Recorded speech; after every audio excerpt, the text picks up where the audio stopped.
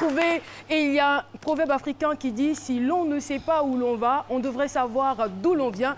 Et je vous assure que ce proverbe prendra tout son sens dans les différents échanges que nous entretiendrons avec nos différents invités ici même sur le plateau de ce midi. J'ai envie de vous dire bienvenue dans votre émission, bienvenue à notre rendez-vous, bienvenue dans ce midi et c'est... Et oui, c'est midi, c'est maintenant. Laissez-moi donc rejoindre ma place habituelle et permettre à qui de droit de venir s'installer. Salut Jess, bienvenue, bonne arrivée. Voilà, elle nous vient de Paris, elle allait fêter la Pâques à Paris. Voilà, justement. Quand le Baoulé a réussi, c'est comme ça. Il ne fête plus la Pâques au village, il part à Paris. Bah, bien sûr. Mais on est content de vous revoir, moi Jessica. Aussi, très content de vous revoir. Et on sera encore peut-être plus heureux ou peut-être il n'y aura pas de différence. Hein, voilà, je ne veux pas faire de frustration.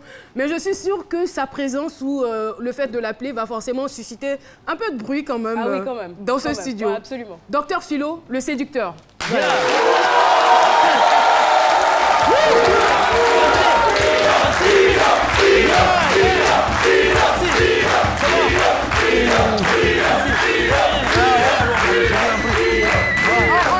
On n'a pas le choix. On n'a pas le choix. Mon ami, faut t'asseoir. Faut pas nous confondre. Faut t'asseoir. Hein? Voilà. C'est la séduction désormais. Il faut prendre la vie du bon côté. Mais là, je lis quelque chose. C'est quoi ça? C'est comment quoi? Comédie dance. Comédie dance. D'accord, vous faites comédie. Attends, viens petit. Je fais que. Viens. Bébé. C'est comédie dance là qu'il y a là aussi. Petit, comédie dance. Faut faire comédie dance là. Ah, comédie. Ah, comédie. Ah, voilà. C'est un enfant.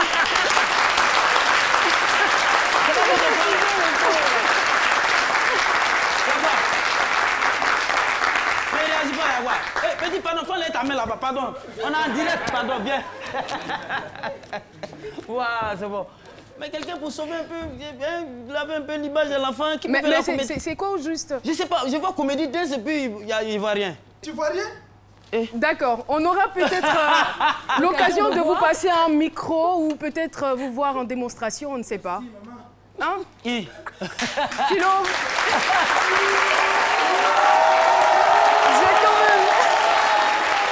J'ai quand même la nette impression que vous avez quelque chose en commun. Oui. J'aurais dit des liens de parenté, peut-être. J'ai l'impression que c'est votre cousin, votre Merci frère. beaucoup. Alors, docteur Philo, tout va bien? Ouais, super bien, super bien. J'ai décidé d'être un séducteur maintenant, désormais. Vous voyez, apprécier la séduction. Voilà. Ça, c'est ce qu'on appelle désormais, ça c'est la séductana. C'est-à-dire, c'est le siège même de la séduction qui est là, la poitrine. Quand vous allez dans les funérailles, puis lui sont pas nos mères, tiennent là au dehors, puis les femmes dansent autour là. C'est pas pour lui, parce qu'il est séduit. Ça, c'est la séduction. Faut prendre la vie du bon côté. C'est un beau style. Ouais. Vous le bisou. Vous le bisou à Jessica Bomba. Et vous vous laissez faire comme ça? Non, non, non, je suis séduite, n'est-ce pas? Ah bon? Oui, oui, oui. Ah. Mais quel est votre atout de séduction? C'est du talent. La poitrine. Non, la poitrine, c'est tout. Et puis avec tout ce qui est là, puis bon, tranquille, la démarche, quoi. L'accompagne un peu. Tout à fait. Merci. Non, mais je suis littéralement sous le charme. Monsieur le séducteur, on vous remercie. Merci beaucoup. Et oui, aujourd'hui, nous voulons avoir une pensée spéciale à toutes les personnes qui ont perdu des êtres chers. Vous le savez, hein, je ne vous ferai pas un dessin, mais quand on perd soit son père ou sa mère, c'est très douloureux et des fois difficile, très difficile, malgré le temps à digérer. Pour moi, ma maman n'est pas morte. C'est le thème qu'on a retenu pour aujourd'hui. Et dans quelques petites minutes, on va recevoir sur le plateau notre invité témoin qui va nous partager donc son expérience. Mais avant, il est bon quand même d'aller à la rencontre de Dr Philo pour avoir son avis. Merci. Ouais. Vous le disiez tantôt, chacun de nous a déjà perdu un être cher. Et quelqu'un qui dit que pour lui, sa maman n'est pas morte, pourtant en réalité, elle est morte. Moi, je pense que tout se passe dans la tête. Hein? Et la autre partie de la cabeza, tout se passe dans la tête ici. Oui, oui, c'est ce qu'on appelle la fiction lugubre funeste. C'est-à-dire, oui, dans le jargon philosophique, tout se passe dans la tête. Ça se passe dans la tête. partir du moment où vous mettez dans la tête que quelqu'un n'est pas mort, la personne n'est pas morte. La personne ne sera jamais morte dans votre tête. C'est comme ça que ça se passe. Souvent, au quartier, on a des gens qui nous énervent. Le gars, il passe, il fait malin, il t'énerve. Nous, les séducteurs, nous en sommes victimes. Chaque fois. Tellement on séduit les gens. Lui, il passe, il m'énerve dans le quartier. Là. Donc, eux, ils nous considèrent comme si nous, on est morts. Quand on passe comme ça, ils ne nous voient même pas même. Ça se passe dans la tête. Vous vivez en couple. Vous êtes là avec votre épouse. Souvent, vous êtes énervé. Ça arrive parfois. Vous dites, voilà. Vous dites à la femme, moi, je te considère à partir de là, je considère que tu es morte dans cette maison. Je considère que tu es morte. 5 minutes après, elle dit, chérie, tu peux m'envoyer mon café. Ah, c'est le cadavre qui a dans votre café. Donc, ça vous donc, tout se passe dans la tête. Bon, moi, je dis, chacun a ses opinions. Hein. Moi, je dis, nous sommes en démocratie. Si pour lui, sa mère n'est pas morte, bon, quelqu'un me dira que non, mais il n'a qu'à aller au cimetière. Si ça tombe là, il va aller la chercher là-bas. Je pense qu'il ne va pas accepter cela. Il ne va pas accepter cela parce qu'on sait très bien, souvent même quand il y a les prières mortuaires ou tout ça, quand les gens prient, ça pleure, ça pleure, ça pleure. Quand il y a un petit mouvement net, c'est la débandade.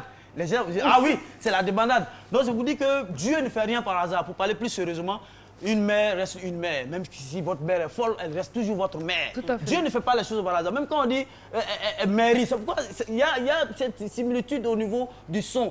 Tu vois un peu quand on dit mairie. Vous voyez, la mairie, c'est la municipalité qui est chargée quand même de faire le ménage, de nettoyer les rues. Et quand c'est comme ça, la mère est contente et elle rit. C'est pourquoi on parle de mairie. C'est tout. Vous m'avez manqué. Vous m'avez terriblement manqué. Ah, pour ça, j'avoue. Pour ce Je que j'ai pensais pas dit que ça là. pouvait arriver, mais En tout cas, vous serez servi aujourd'hui. Vous serez servi. Je crois que la mère reste la mère, même la mère, quelle que soit la saison, quelle que soit la sécheresse, la mère est toujours là. Et même quand on parle de mère morte, mais, oui, il y a la mère morte qui existe, mais elle n'est jamais morte, elle est toujours là. Mais on dit mère morte, oui, la mère reste toujours dans la vie, la mère est toujours là et sur notre mère. Elle est toujours là pour nous défendre. Et je pense bien que ce monsieur était beaucoup attaché à sa maman. C'est pourquoi aujourd'hui, il pense que dans sa tête, sa mère n'est pas morte. Et regardez, ceci marque donc la fin du massacre. Mais il y a toujours du bon. Franchement, il y a quand même du bon à retenir. Merci infiniment, Dr Philo. J'imagine cette émission sans vous. Et oui, nous allons partir pour notre micro-trottoir. Peut-on oublier la mort d'un proche? À tout de suite. Je pense qu'on ne peut pas oublier la mort d'un proche parce que comme on dit proche, c'est quelqu'un avec qui on a partagé de bons moments, des moments de bonheur, de convivialité et tout. Donc oublier la mort de cette personne-là, c'est quelque chose de vraiment compliqué. On peut vivre avec, mais il y aura toujours des moments où on pourra se rappeler de cette personne-là, des moments qu'on a vécu et tout. Donc pour moi, on ne peut pas oublier la mort d'un proche. La mort d'un proche, non, jamais. On n'oublie jamais, simplement qu'avec le temps, on se fait à l'idée. On sait qu'il n'est plus là et que la vie doit continuer. Donc on essaie de chercher les forces un peu partout pour pouvoir s'en sortir. Mais oublier, je ne crois pas. Personnellement, je pense qu'on ne peut pas oublier la mort d'un proche. Surtout quand cette personne est proche. Déjà, comme on le dit, c'est quelqu'un de très proche. On ne peut pas oublier. La douleur peut passer, mais oublier, non. On ne peut jamais oublier la mort d'un proche parce qu'il y a un mois de cela même, j'ai perdu mon père, tout et tout. Donc, il était un peu tout pour moi, quoi.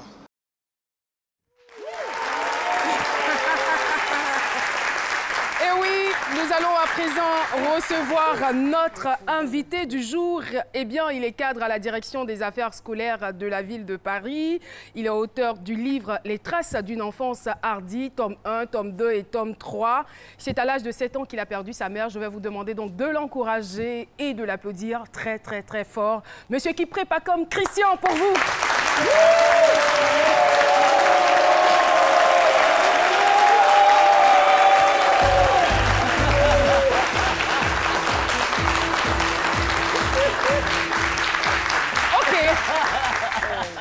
Monsieur Kipré, bonjour. Je m'appelle Papoutou.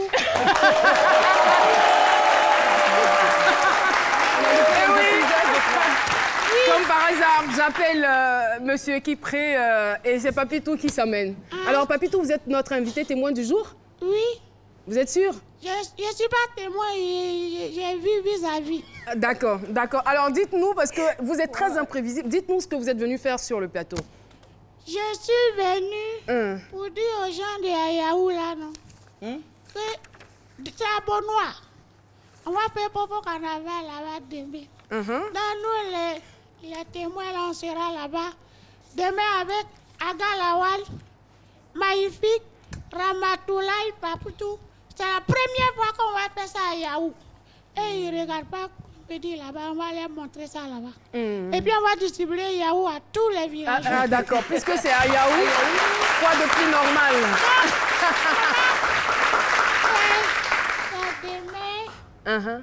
C'est demain. Seigneur. C'est demain, on va partir. D'accord. Il y a beaucoup de... C'est mèche. Oh là. Ben, merci beaucoup, Papitou, d'être venu. Merci d'être venu sur notre plateau, Dr Philo. Papitou, tu es venu à la place du tonton. On dit sa main n'est pas morte. Toi, ta main est morte, non? À toi de même. Oh là là. Merci beaucoup.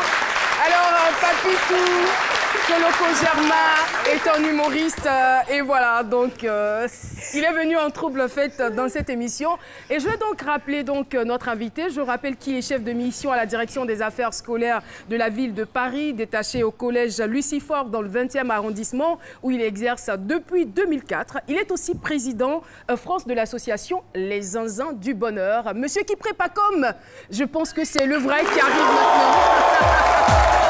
Eh oui.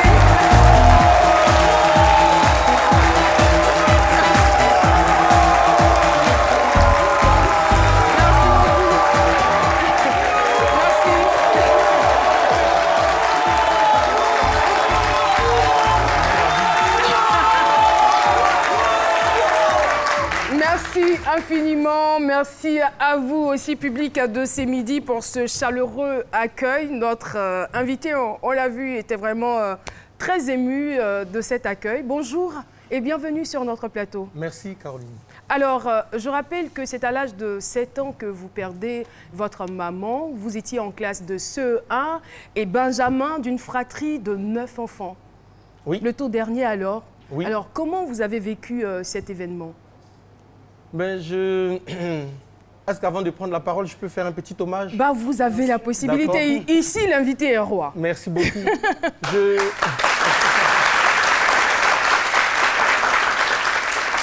Alors, j'étais étudiant journaliste à Paris, quand j'étais en galère de stage.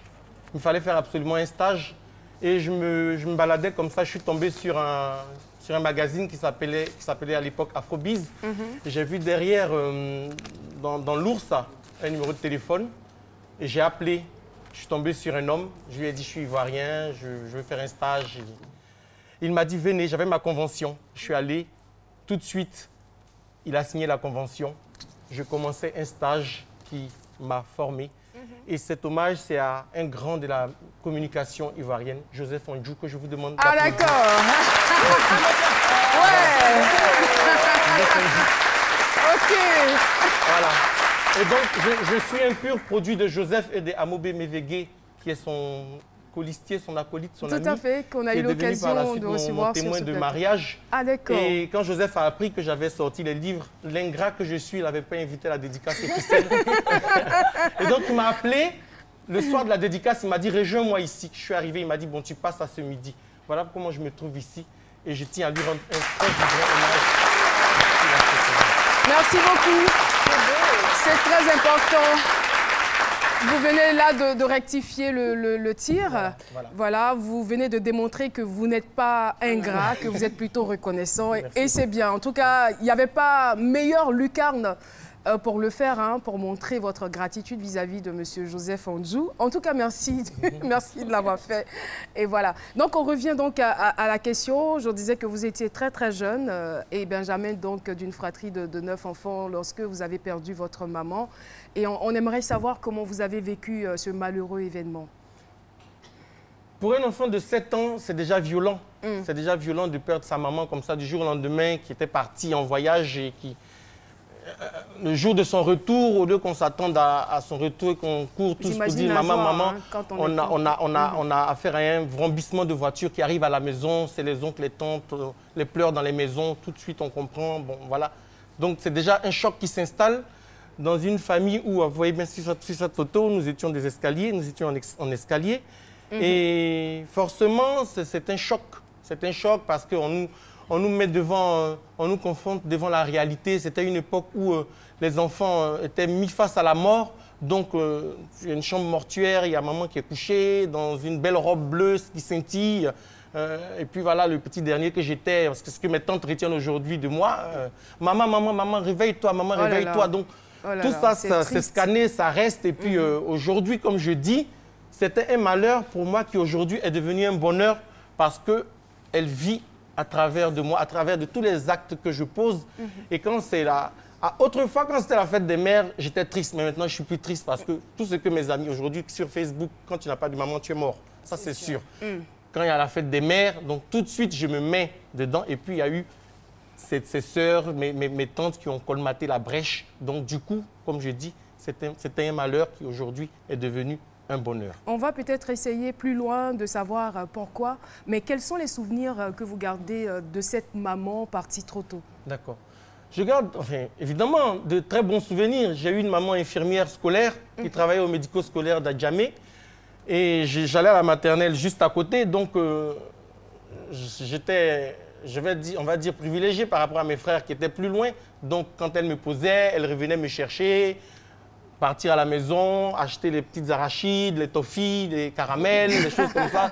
Je manageais pour mes grands frères, en fait. Donc, c'était moi qui décidais si celui-là avait droit ou pas.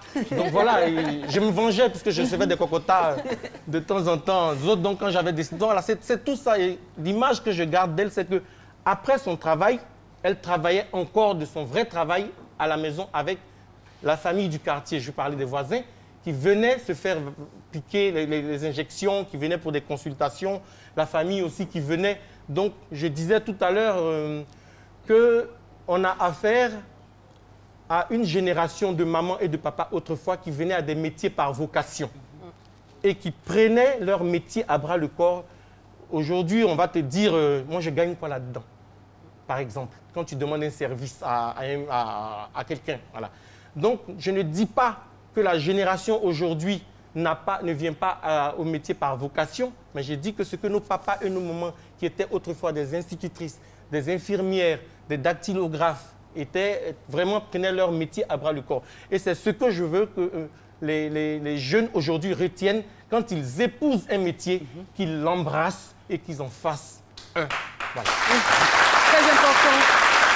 Alors, vous disiez à l'instant que pour vous, votre maman n'est pas morte parce que vous avez réussi à la faire revivre. Comment donc est-ce possible? Oui, justement, dans ce texte, quand le tome 1 que voici est sorti, ceux qui ont lu l'œuvre tout de suite et qui étaient orphelins, déjà, je parle de ceux-là, j'ai eu un retour vraiment fabuleux de ce texte-là. La transition est quand même toute trouvée pour nous plonger dans les traces d'une enfance hardie. C'est ça. Et c'était des pleurs que j'ai arrivé quand même à... Parce qu'aujourd'hui, bon, pleurer pourquoi? Aujourd'hui, il faut rire, il faut sourire, il faut trouver que sa maman ou son père est dans la félicité. Et puis, voilà, on revient sur ces trucs-là, parce que la violence, la mort est très violente en Afrique. Hein. Voilà, vous avez, on enterre votre maman, elle a ses cantines qui sont là, ses pagnes qui sont partagées, tout le monde prend, voilà, ça reste. Tout ça, ça vous a choqué? Voilà, on ne se soucie même pas du fait qu'elle ait des filles qui pourraient en bénéficier plus tard. Bon, ces bijoux, voilà, c'est courant. Même pour les hommes, hein. Voilà, le monsieur n'est même pas encore enterré, qu'on pense à sa montre, ses frères pensent à sa chaussure. Voilà, voilà, ces voitures, voilà, ça choque. Et puis, voilà, on arrive comme ça, je suis parvenu comme ça à consoler les gens pour leur dire, voilà, il faut passer à autre chose. En ce qui me concerne, je sais que vous avez perdu votre maman, vous aviez 7 ans. Oui. Aujourd'hui, ça fait vraiment beaucoup de temps qui s'est écoulé. Vos souvenirs sont intacts, les souvenirs que vous avez. C'est-à-dire que c'est assez impressionnant parce qu'à 7 ans, on va dire, vous avez vécu quoi, cette année avec elle. On ne compte même pas les 1 an, 2 ans où les souvenirs ne sont pas vraiment. Et là, jusqu'à aujourd'hui, vous avez conservé les souvenirs intacts de votre maman. Oui, parce que j'ai une mémoire phénoménale. Ce n'est pas moi qui le dis. Hein. À la dédicace, Geneviève Ouané, qui est une grande femme de médias, qui a dédicacé le tome 2 de mon œuvre que voici, l'a dit dans sa présentation. J'ai la capacité de tout scanner. J'ai la capacité de narrer tout ce que j'ai vécu dans mes classes, à l'internat, les 400 coups aux profs qu'on a fait. Oui, parce qu'on n'a pas quand même été tout blanc comme neige. Sincèrement, quand j'ai commencé à vous lire, je me suis dit, ce monsieur, il avait absolument un journal intime. Oui, parce que... Vrai ou faux? Non, je n'avais pas. Et justement, c'est là que je dis que vous êtes un génie parce qu'on ne peut pas. Sincèrement, il faut vraiment lire ses œuvres pour se rendre compte à quel point, soit je me dis, peut-être qu'il a inventé certaines choses ou c'est ça un génie. Parce qu'il retrace son histoire, il retrace son enfance avec tellement de précision qu'on se demande, mais qui l'y a aidé? Merci, Caroline. Merci. Merci. Ça fait plaisir. Non, de journal, déjà d'abord les journaux intimes, c'est pour les filles. C'est une histoire de filles. Voilà. Les journaux intimes, ce que je faisais quand j'étais petit, c'était... on recevait des agendas des sociétés. Ça se faisait beaucoup. Aujourd'hui, ça a disparu. Donc, on recevait des agendas. Je notais juste quand j'avais un devoir de maths, quand on est rentré en 6e, parce qu'il fallait placer une méthodologie pour pouvoir être un citoyen, voilà, avoir des codes civiques et moraux. Ça, c'est pour pouvoir être organisé, c'était surtout ça. Mais d'avoir placé dans des façons scripturales comme ça sur du papier, ce que j'ai vécu, de toute façon, j'avais même pas le temps, un enfant... Écrire, c'était pas mon problème, ça. Voilà, moi, je veux courir, sauter dans les sables abidjanais, aller pour en faire le roulement, mettre de la graisse dans des pneus avec des bois et puis rouler. Mais oui, c'était ça, en fait. Ou bien aller manger chez les copains, on te dit, tu manges pas chez ton ami à midi, mais toi, tu es calé à midi. Parce que c'est ça. C'est quand on a préparé la sauce graine qu'il n'y a pas chez toi. Donc, moi, c'était, oui, mais évidemment, c'était ça. Donc, je n'avais pas cette latitude de penser à coucher sur du papier, ce que je vivais. Et le déclic est venu d'où? Alors, le déclic est venu, encore un hommage d'un grand de la communication qui est parti et qui a créé la plateforme sur Facebook qu'on appelle Abidjan Remember the Good Time, qui s'appelle Christophe Villet, à qui je vais demander une standing. Normalement, on doit faire ça. Ouais, c'est ça. Ouais, merci. Avant même de savoir pourquoi. Oui, voilà. C'est parti de là. Quand il a créé cette plateforme en 2011, c'était vraiment comme s'il ressuscitait dans la Côte d'Ivoire. Vous savez, on a connu la guerre. Voilà. Et donc, le thème du souvenir, on va dire que c'est lui qui en est le garant de notre génération. Donc, il nous a fédérés, il nous a rassemblés autour de cette plateforme. Donc, le matin, quand je me réveillais, je pouvais écrire au moins 10 histoires de pédia, on va dire, voilà, en cours, même s'il faut le dire, les défenses en ligne, par exemple, les défenses en ligne dans les classes, les défenses en ligne, mais oui, ça ne nous rajeunit pas, des histoires comme ça, mais quand on avait un devoir de maths, pour nous qui étions des quilles et des billes en maths, on avait mal au ventre. Ouais, c'était ça mon cas, moi. Donc, des histoires comme ça, je racontais. Il m'a pris en messagerie privée. Il m'a dit, toi, tu devrais sortir un livre. Il n'y a pas moyen. Parce que tu nous plonges dans nos souvenirs, mais réels. Et avec tout ce qu'on a vécu dans les années 2000, je crois que ça va fédérer. J'ai pris ça à la rigolade. Il est revenu là-dessus 2 fois. Je dis, bon, je vais essayer. Et j'ai écrit la première nouvelle qui est là. On va... Voilà. Écrit, on est dans le tome 1. Voilà, dans le tome 1, portrait familial. Voilà. Je me suis dit, je vais commencer déjà par peindre ma famille. Et tout de suite, il y a une histoire qui est arrivée. Mes sœurs qui étaient sorties et que mon frère qui les a frappées après parce qu'elles étaient sorties. Et mon père qui est revenu derrière pour dire pourquoi tu frappes mes enfants et qui l'a corrigé. Quand c'était lancé comme ça, et mon TGV, il était parti. Voilà. Donc, je ne me suis plus arrêté. Et malheureusement, Christophe est décédé. Il n'a pas eu la chance de voir le livre, mais je lui ai dédié totalement l'œuvre. Voilà. Et c'est parti comme ça.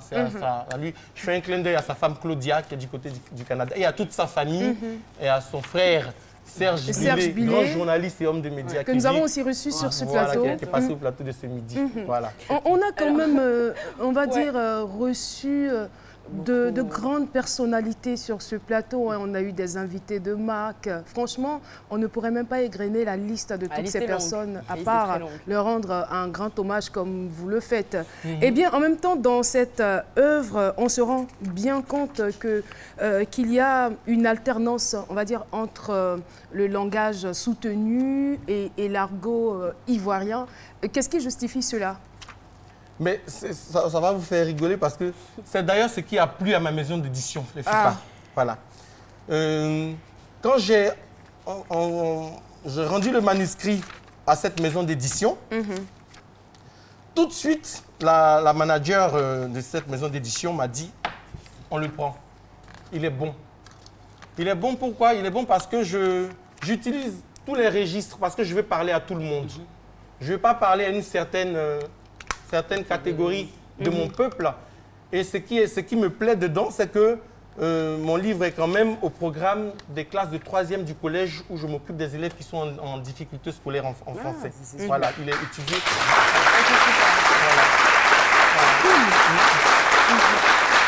Alors, quand on écrit une histoire et qu'on fait partie d'un peuple qui a une autre façon de parler, je pense qu'il faut utiliser cela à bon escient. Voilà. Donc, quand tu vas écrire une phrase, tu vas vouloir dire « or ».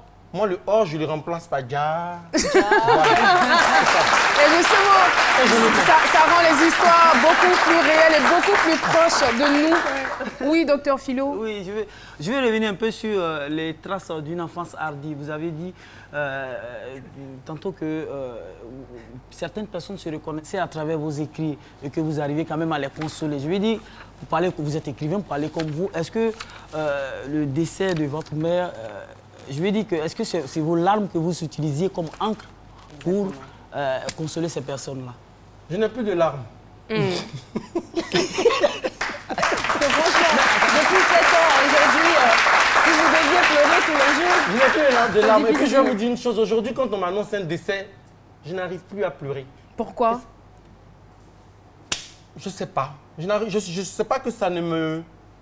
C'est pas que ça ne m'attriste pas. Qu'est-ce que vous faites? Vous vous réjouissez? Je console, je parle, j'échange. Je pense que moi, aujourd'hui, il y a la puissance dans les mots.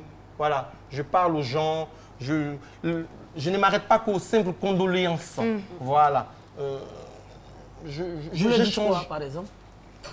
La philosophie de la mort, c'est celle-là. Aujourd'hui, je pense que nous sommes une génération qui commençons à comprendre parce que nos parents sont en train de partir. Et pas seulement. Voilà. Des personnes très jeunes. La jeunesse même ivoirienne. Aujourd'hui, on m'a dit qu'on a encore un second pays, c'est la plateforme, c'est les réseaux sociaux. Le matin, tu te réveilles, tu allumes ton ordinateur. C'est le nombre de rest in peace, des litanies et des cocktails de rip de jeunes gens. Donc, pas que pleurer, faire sortir des larmes physiquement, moi, je n'y arrive plus. Je n'y arrive plus parce que j'ai donné, je pense. J'ai beaucoup pleuré. Mais aujourd'hui, c'est dans l'échange, c'est dans la puissance des mots et c'est surtout dans la présence autour de ceux qui sont éplorés qu'on peut arriver à... Ils ont vraiment besoin de beaucoup de soutien. Alors moi, ce que je veux savoir, c'est qu'effectivement, vous aviez 7 ans. Aujourd'hui, comme je disais, il y a eu le temps qui s'est écoulé. Vous avez écrit des bouquins. Donc, vous avez, on va dire, réussi à mettre votre peine dans vos bouquins. Mais lorsqu'on a 7 ans, qu'on perd sa maman, je crois que le cheminement pour en arriver au bouquin est long. Qu'est-ce que vous pouvez dire à ces personnes-là qui aujourd'hui sont des enfants, qui ont perdu leur maman, leur papa, qui sont orphelins? Comment on arrive à s'en sortir, à arriver peut-être à mettre sur un bout de papier toute sa tristesse? Nous, on avait institué par exemple les visites sur les tombes, fleurir les tombes, aller parler sur les tombes. C'est tout ça, c'est un exercice. Les morts ne sont pas morts, disait Birago Diop. Voilà. Le poème est tellement puissant. Et je pense qu'il y a une thérapie aussi à faire. On minimise beaucoup chez nous les sciences sociales, hein, la psychologie, des choses comme ça. On en a besoin. Les gens en ont mais terriblement besoin. Moi, depuis que je pratique les réseaux sociaux avec des gens que je ne connaissais pas, que je connais aujourd'hui, avec lesquels je suis très proche, quand on échange, que je vois leurs histoires, mais ils ont besoin de psy.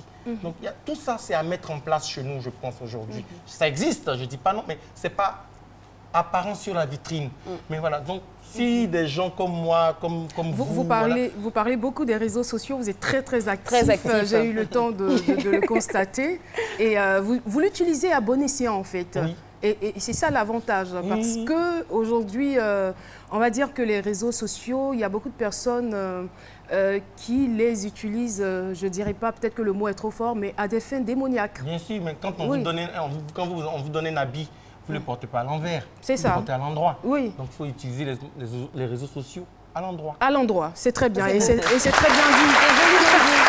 Alors, les traces d'une enfance hardie, on a donc le tome 1, le tome 2, le tome 3. Nous sommes pratiquement au terme de l'échange. Est-ce que vous pensez qu'il y a une certaine évolution donc, au fil du temps que vous écrivez? Oui.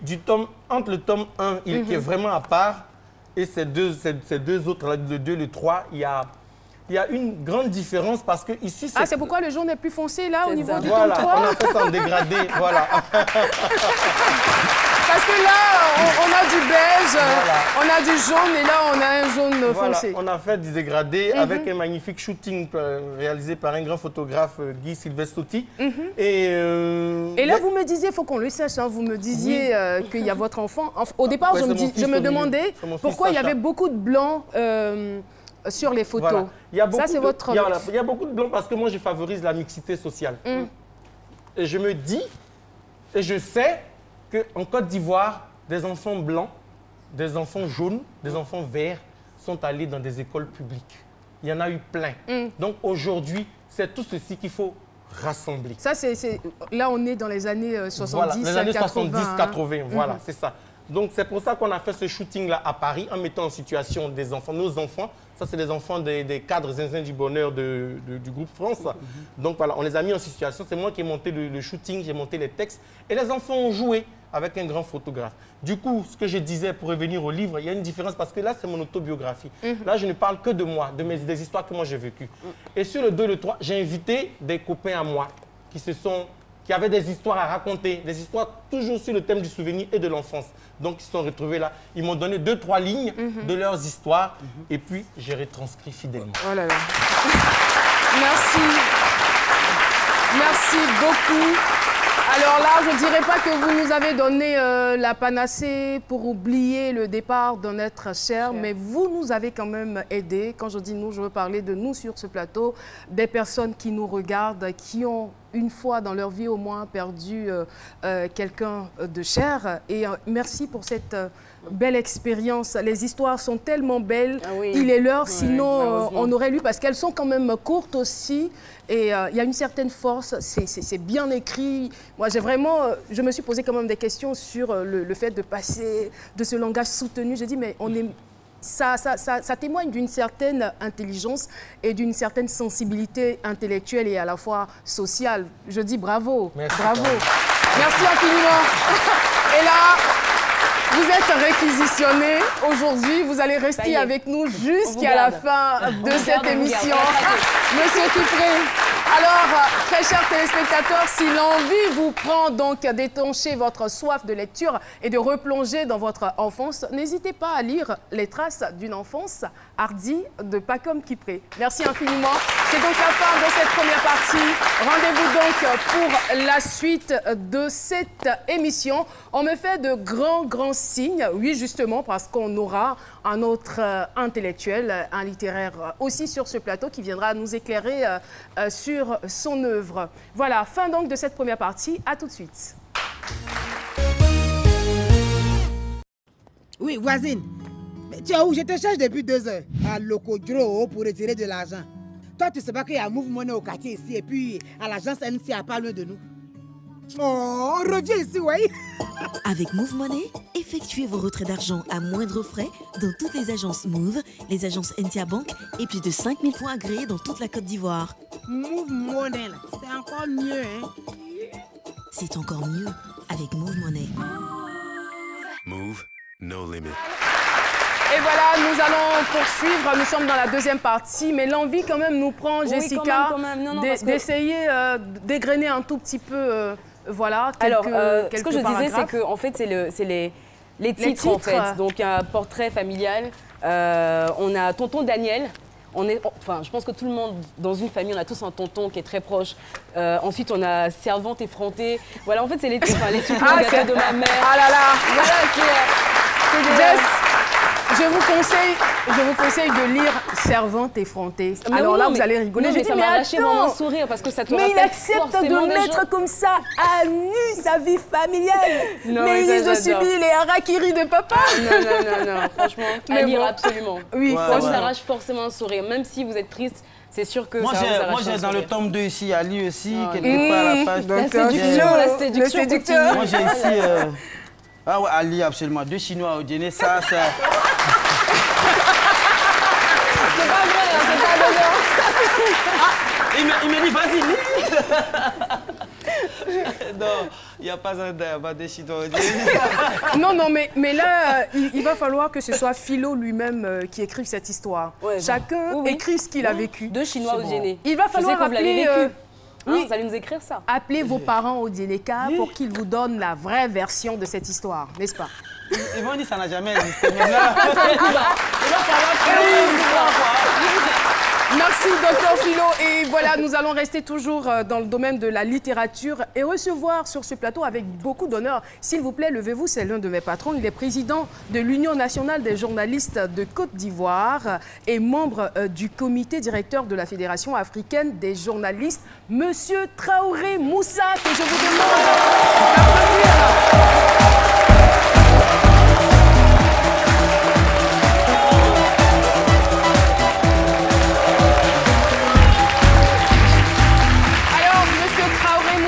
Bienvenue sur le plateau de ce midi. Vous avez eu déjà l'occasion de faire la rencontre de Monsieur Kipré, donc au cours de nos échanges. Bienvenue sur le plateau. Merci. Et vous m'avez dit que vous êtes un fan de ce midi. Franchement, ça m'a ravi le cœur. Ça m'a ravi le cœur. Alors, vous écrivez, vous êtes l'auteur de Rôle et responsabilité des intellectuels dans la crise ivoirienne. C'est forcément un titre qui va intéresser les politiques et les intellectuels qui nous regardent. Justement, parlant d'intellectuels, quand vous mentionnez le terme intellectuel, à qui vous vous adressez ou de qui parlez-vous? D'abord et avant tout, permettez que je salue votre public chaleureux. Alors...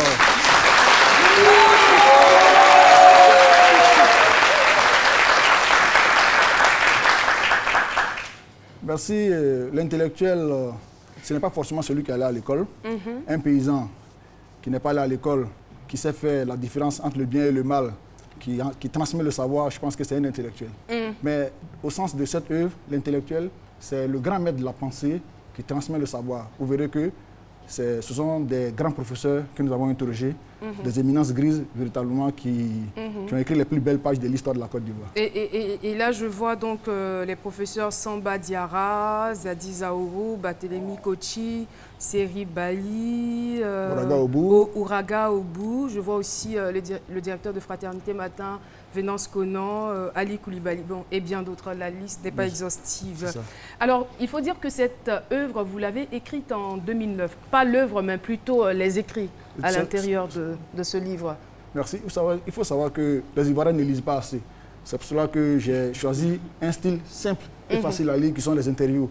Vous savez que moi, je suis journaliste, donc j'ai choisi un style qui est facile à lire. Et donc, c'est une série d'interviews qui ont été réalisées en 2009, parce que j'avais fait le constat que les intellectuels, les grands professeurs, disons, quand ils se retrouvaient à côté de ceux qui dirigeaient le pouvoir, ils contournaient la vérité.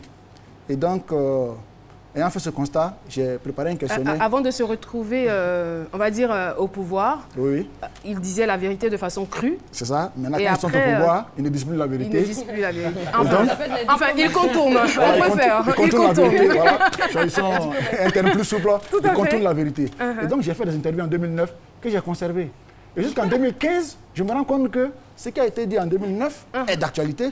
Et donc, j'ai décidé en fin d'année dernière de sortir une œuvre pour essayer d'interpeller les Ivoiriens, d'interpeller en tout cas ceux qui gèrent nos différents États, pas forcément en Afrique, mais un peu partout. Vous savez qu'il y a un penseur qui me disait que quand le ventre se vide, le cerveau se remplit, et vice-versa. Et donc moi, j'ai décidé d'apporter cette œuvre comme ma contribution pour l'édification de la nation ivoirienne. Oui, d'accord. En tout cas, merci beaucoup. Merci beaucoup pour cela, j'ai envie de dire. Mais en même temps, vous êtes le président de l'Union nationale des journalistes de Côte d'Ivoire. On va dire que ça, c'est quand même une action isolée. Mais quelle est donc aujourd'hui la contribution de l'ensemble des journalistes dans la cohésion sociale et la consolidation de la paix ici en Côte d'Ivoire? Bon, vraiment, ne comptez pas sur moi pour montrer mon village avec la main gauche. Ah là, ça veut tout dire. Monsieur le Président, même si vous ne terminez pas votre raisonnement... Donc vous rejoignez vos écrits maintenant. Exactement. Je veux dire que le journaliste, du fait qu'il est comme un miroir, le journaliste est le miroir qui permet à la société de se voir. Et donc nous sommes, comme disait peut-être le chanteur, nous sommes le thermomètre qui permet de savoir si la température est haute ou basse. Mais ce que je veux dire, nous les journalistes, notre rôle, c'est d'être du bon côté de l'histoire. Est-ce que vous jouez pleinement votre rôle dans cette histoire? Quand nous dénonçons la corruption, nous dénonçons la mauvaise gestion, nous dénonçons la gabégie, nous dénonçons le tribalisme, je pense que nous contribuons à construire ce pays. Et donc c'est pour cela que je dis que le journaliste est véritablement un acteur du développement, un acteur de paix et un acteur de cohésion. Alors, si on avait suffisamment de temps, on parlerait peut-être de liberté de la presse, mais j'aimerais qu'on puisse clore notre entretien par le résumé, par ce qu'on pourrait retenir au sortir de cette œuvre. Qu'est-ce que le lecteur doit retenir de toutes ces idées provenant donc des têtes pensantes que vous avez citées? Merci. Je pense que j'avais adopté le principe de ne pas commenter ce que disaient ces grands maîtres dans cette œuvre, mais je me dis que quand vous finissez de lire cette œuvre, vous savez ce qu'il faut pour le pays. Et ce qu'il faut pour le pays, je pense que je vais peut-être retenir la pensée de 3 grands maîtres dans cette œuvre. Le professeur Zadie Zaouro qui dit que si nous voulons véritablement construire ce pays, il faudrait que l'Ivoirien s'éloigne un peu de l'argent. Le professeur Sama Diarra qui dit que si nous voulons véritablement construire cette grande nation que nous voulons, il faudrait que les Ivoiriens apprennent à se débarrasser des mauvais sentiments comme le tribalisme, la xénophobie et tout ce qui va dans le sens de la préférence nationale. Et le professeur Zadie Zaouro qui pense que si nous voulons véritablement nous développer, il faudrait que nous cultivons un peu, que nous voyageons. Parce que quand nous ne voyageons pas, nous avons le sentiment que nous sommes le nombril de la Terre, alors qu'autour de nous, il y a beaucoup de pays qui se développent. Et l'émergence dont on parle, ce n'est pas en chantant chaque jour l'émergence qu'on va émerger. Ah non, c'est par le travail, rien que le travail. Important. Vous savez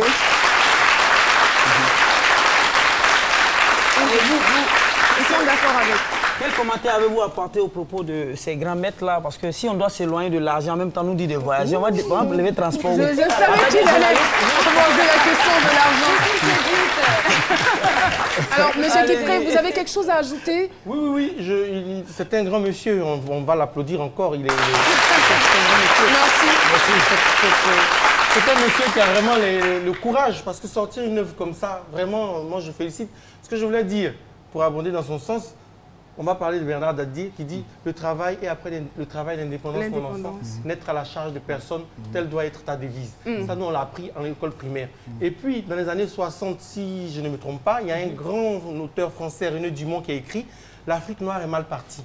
Quand il a écrit ça à cette époque, tout le monde lui est tombé là-dessus. Mais des années après, on en est où? Ce qu'il dit dans son livre. En tout cas, merci beaucoup, monsieur le Président. Je veux lui dire merci également. Je veux lui dire merci également parce que c'est un grand homme. Depuis le matin, je suis en train de parcourir son œuvre. J'ai vu que véritablement c'est un travail d'ascète qu'il a fait. Il a une belle plume. Concernant le travail, je pense que même dans la Bible, c'est écrit. Quand Saint Paul, moi je suis musulman, mais quand Saint Paul écrivait aux Thessaloniciens, il leur a dit celui qui ne travaille pas ne devra pas non plus manger. Oui, bah oui. Bon. Merci beaucoup. Alors, on va clore donc cette partie. Merci infiniment, monsieur Traoré Moussa. Et je rappelle que vous offrez donc une œuvre à quelqu'un du public. Eh bien, faites-moi de jolis sourires et je choisirai la personne. Merci d'être passé sur notre plateau. Oui, bien sûr. Et voilà. L'émission se poursuit. N'est-ce pas? J'espère qu'on va nous accorder encore 5 minutes. Et voilà. Merci beaucoup. C'est donc cette belle image que nous voulons des fils et filles de la Côte d'Ivoire. Et sur ce, on va retrouver donc une digne fille de la Côte d'Ivoire, Jessica Bomba.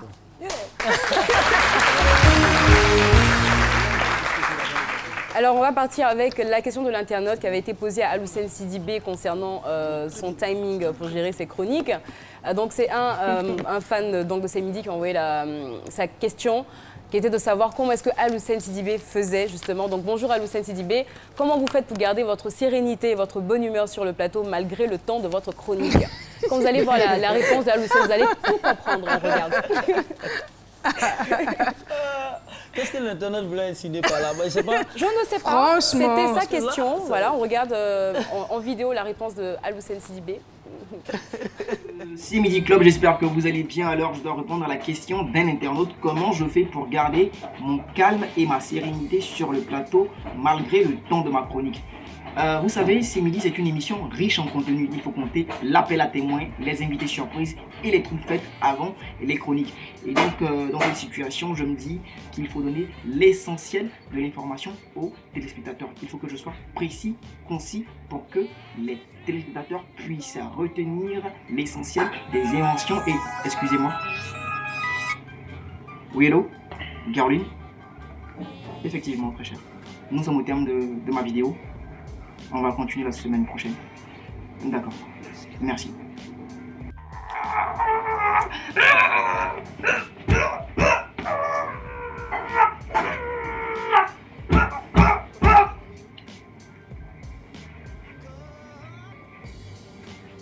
Effectivement, il faut donner l'essentiel, il faut être calme, je suis calme, et serein et de bonne humeur. Je vous donne rendez-vous demain à la même heure sur ce plateau. Non mais j'ai trop rigolé quand j'ai vu cette vidéo. En plus, en pleine vidéo, il se fait interrompre par Caroline. On se dit, bah toi, vous n'avez aucune chance, monsieur Al-Hussein Sidibé. Donc pendant mon absence, j'étais en voyage et j'ai profité pour aller à la rencontre d'une jeune fille qui s'appelle Nathalie Fofana. Elle est étudiante à Paris, première année de droit à la Sorbonne. Et voilà, j'ai profité pour lui faire un coucou, histoire de dire merci à toutes ces personnes qui nous suivent. Et à chaque fois qu'on sera à un endroit, on va prendre un grand plaisir justement à vous rencontrer. On regarde ça. Je suis trop contente, j'arrive pas à réaliser en fait.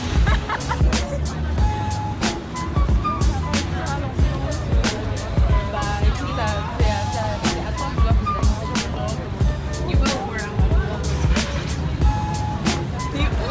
Surtout Philo. Ouais voilà, celui-là, oh là là là là. L'émission, moi j'adore en fait. Et comme je l'ai déjà dit au début, c'est parce que mon emploi du temps ne me permet pas de tout le temps regarder comme avant et tout ça. Donc maintenant, soit j'enregistre. Je suis une grande fan depuis la première saison et nous suivons tout le temps. La première saison. Quand vous faites, je sais pas, une fois, votre dernière rentrée, je vous ai envoyé un message. Non, je ne peux pas assister à la rentrée. Oui, c'est pas possible. Et mais j'ai fait le replay le week-end. Dès que j'ai fini ma rentrée, j'ai fait le replay. J'ai dit, il faut que je regarde ça. Et je l'ai vu.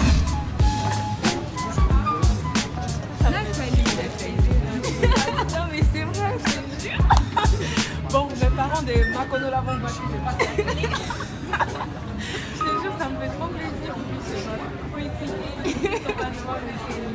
hallucinant. Je suis Nathalie Fofana, je suis une amie du club C'est Midi et je vis à Paris et aujourd'hui je suis mais alors là vraiment contente d'avoir rencontré ma Pretty Jess et j'embrasse toute l'équipe de C'est Midi, je vous embrasse très fort. Cœur sur vous. Donc voilà ton petit cadeau que je t'offre avant l'heure parce que je sais qu'on se verra plus et tout ça, donc voilà. Et que c'est bientôt mon anniversaire. Oui, voilà.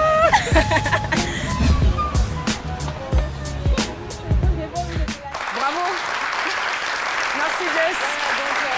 Nathalie, on voit tous ces bisous à toute l'équipe de C'est Midi. Merci de nous suivre sur les différentes pages Facebook et Instagram. Merci encore et on sera là pour vous à chaque fois qu'on le pourra. En tout cas. Merci beaucoup Jessica. Et je ne sais pas, pendant la chronique de Jessica, nous avons reçu sur ce plateau la visite d'une journaliste. J'ai l'impression que c'est la journée internationale de la littérature aujourd'hui. Steffi Joyce, vous reconnaissez le visage. Elle est rédactrice en chef du magazine pour enfants Kili Mag, le magazine de l'enfant qui lit. Et oui, le magazine de l'enfant qui lit, parce que demain, c'est là qu'on verra. Qui parle français, qui s'exprime, qui exprime mieux ses idées. Bah, ce sont les enfants qui lisent. Bah, c'est l'enfant qui lit, n'est-ce pas? Bienvenue sur le plateau de C'est Midi. Merci beaucoup. Je vous en prie. Alors, bon, est-ce qu'on a vraiment besoin de parler encore de ce magazine, à part savoir la particularité de cette œuvre réservée donc à l'enfant qui lit? Ben oui, c'est un magazine, comme vous l'avez dit, pour l'enfant qui lit, peu importe l'âge, parce qu'on a des enfants qui sont très précoces en matière de lecture. C'est cela. Mais ça, c'est aussi du fait des parents, parce que très tôt, ils inculquent à leurs enfants, justement, ce plaisir de lire. Et le magazine de l'enfant qui lit Mag, c'est pour tous les enfants, pour les petits et les grands. Et c'est un magazine, je le précise, éducatif et ludique. Alors, à l'intérieur de ce magazine, on a des valeurs universelles que tout enfant devrait s'approprier. On a par exemple la sagesse, l'humilité, la protection de l'environnement, le courage, l'authenticité, la richesse des traditions et des us et coutumes africains, etc. Et généralement, quand on rentre dans l'univers de l'enfant, il y a des contes de fées généralement européens qu'on utilise, des symboles européens qu'on utilise. Est-ce que cette fois-ci, je veux dire, c'est un peu adapté quand même à l'Afrique et à nos réalités africaines? C'est adapté à l'Afrique, mais en même temps, c'est universel. C'est-à-dire que l'enfant qui se trouve en Europe, peu importe sa nationalité ou sa race, il a facilement de quoi lire, de quoi se retrouver dans les histoires que nous proposons. Et je souligne que c'est un magazine qui a des articles, comme on en retrouve dans tous les magazines, mais il y a aussi la particularité des bandes dessinées avec des personnages authentiques. Ce sont des personnages que nous avons nous-mêmes créés. On a par exemple, là, vous avez Atem et Meta, le duo. Ce sont mes préférés. Ce sont des jumeaux qui nous transportent dans le temps et avec eux, on redécouvre justement l'histoire de l'Afrique, l'histoire universelle avec le président Fouet, avec Mandela. C'est génial. On a aussi le singe Monkey Pop, les enfants l'adorent. Il est très fugace. Voilà la princesse Titi. Elle vivait en France, son père a été rappelé en Afrique pour devenir roi. Et elle va apprendre à découvrir son continent. Et c'est des histoires vraiment formidables. Ne dites pas tout, ils vont lire. Il faut qu'ils lisent, les enfants. Merci beaucoup, Joyce. Et je vois que M. Kipré est très très heureux, lui qui est dans le domaine de l'éducation. Oui, je suis bravo. Je suis séduit. Je dis toujours que notre classe féminine doit porter les choses. Ça, c'est une certitude. Parce que la classe féminine ivoirienne, aujourd'hui, on voit avec vous, avec Caroline, permettez-moi, avec Jessica, des jeunes comme ça sont en train de porter les choses. Ça me renvoie à quoi? Ça me renvoie au magazine que nous, on a eu, Kwaku. Je ne sais pas si vous connaissez, vous vous souvenez de ça. Ça me renvoie à Kwaku. On est toujours sur le thème du souvenir et ce qu'elle dit, je rigole parce qu'on revient sur les thèmes de la hardiesse et du souvenir. Ce qu'elle a dit, parler de témérité, de courage. Voilà. On revient dessus et justement, il faudrait que dans les quartiers, on crée des bibliothèques, que l'enfant n'ait pas à partir de Pour ma côté au plateau pour lire. Merci beaucoup, merci infiniment. Alors, Joyce, merci d'être venue. À acheter pour leurs enfants à lire. D'accord, ils ont la possibilité de leur raconter des contes par le biais de ce Ils vont le faire. Il est disponible partout à la FNAC. N'est-ce pas? Voilà, et à la librairie de France. Merci Steph, merci beaucoup Pacom. En tout cas, on a été très très heureux de vous avoir comme... invité. Non, chroniqueur. Surtout. Non. Invité, témoin et chroniqueur de l'émission. Merci, on l'applaudit très fort. Et voilà. Et vous savez pourquoi je vous offre cette œuvre? Non. Parce que vous êtes très bien habillé et votre pantalon est en harmonie donc, avec les couleurs de ce livre. Merci, maman. L'association, c'est... Comédie Dance. Comédie Dance. Merci à vous. Merci beaucoup. Merci de nous avoir suivis. Et si vous le voulez, rendez-vous demain à partir de 12h pour un autre numéro aussi croustillant. Merci beaucoup. Merci. On peut y aller.